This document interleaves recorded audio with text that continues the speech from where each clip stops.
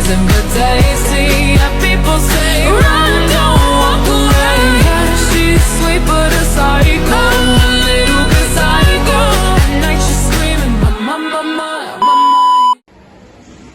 Assalamualaikum warahmatullahi wabarakatuh. Kami dari kelompok siklus sulfur akan mempresentasikan hasil diskusi kami. Sebelumnya, izin memperkenalkan diri. Saya Reza, absen 33. Saya Fiana Stasia, nomor absen 34. Saya Reza Laili Hamida, absen 29. Saya Rasyana Nurtanjanti, absen 30. Saya Rina Tuhan Katika, absen 32. Saya Triani Syarah Pradani, absen 35. Saya Safira Sobita Jamawan, absen 31.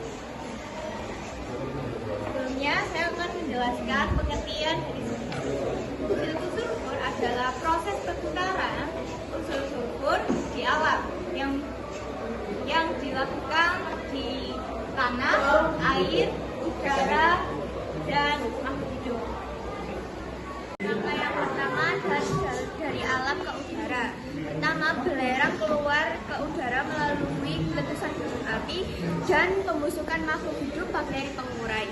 Belerang berubah menjadi gas SO2 yaitu sulfur dioksida. Di atmosfer ada gas SO2 yang bisa bereaksi dengan air hujan lalu membentuk asam sulfat H2SO4 lalu turun ke tanah melalui hujan asam. Tanah dan air, kemudian sulfat bisa diserap oleh tumbuhan dan akan membentuk protein dan vitamin. Hewan memperoleh sulfur dengan memakan tumbuhan. Langkah yang keempat adalah kembali ke hidup. Saat hewan dan tumbuhan mati, zat organik seperti H2S atau hidrogen sulfida akan diuraikan oleh dekomposer menjadi bakteri secara aerob dan anaerob. Secara aerob akan menghasilkan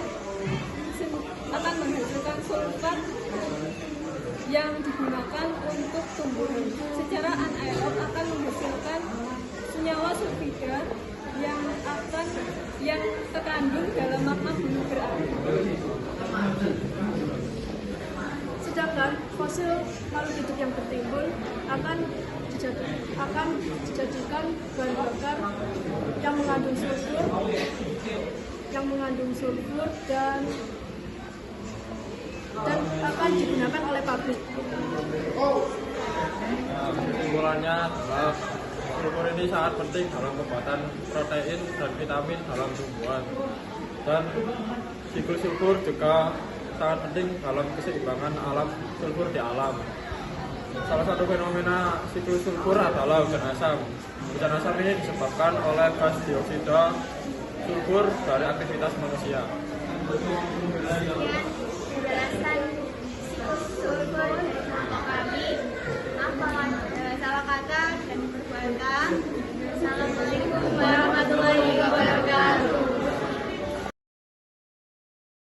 Saya izin bertanya, perkenalkan nama saya Latifah Nisa, nomor 19. Apa dampak kelebihan sulfur di atmosfer terhadap lingkungan? Terima kasih. Izin menjawab pertanyaan dari Ija dengan pertanyaan, apa dampak kelebihan sulfur di atmosfer terhadap lingkungan? Terutama dalam bentuk gas sulfur dioksida SO2 dapat menimbulkan dampak negatif terhadap lingkungan. Beberapa dampaknya yaitu hujan asam, pencemaran udara, dan dampak terhadap kesehatan. Kenalkan, nama saya Gismorka Anaya, nomor aktif 12. Izin bertanya. Jelaskan bagaimana aktivitas manusia dapat mengganggu keseimbangan siklus sulfur dan sebutkan dampaknya terhadap lingkungan. Terima kasih. Izin menjawab pertanyaan dari Naya. Jelaskan bagaimana aktivitas manusia dapat mengganggu keseimbangan siklus sulfur dan sebutkan dampaknya bagi lingkungan. Jawabannya, aktivitas manusia terutama pembakaran bahan bakar fosil sangat mengganggu keseimbangan siklus sulfur yang menyebabkan peningkatan emisi sulfur dioksida atau SO2 ke atmosfer. Dampaknya kerusakan ekosistem, air, tanah, bangunan, dan monumen. Terima kasih. Saya Nifah Husnul Widya, absen 4, izin bertanya.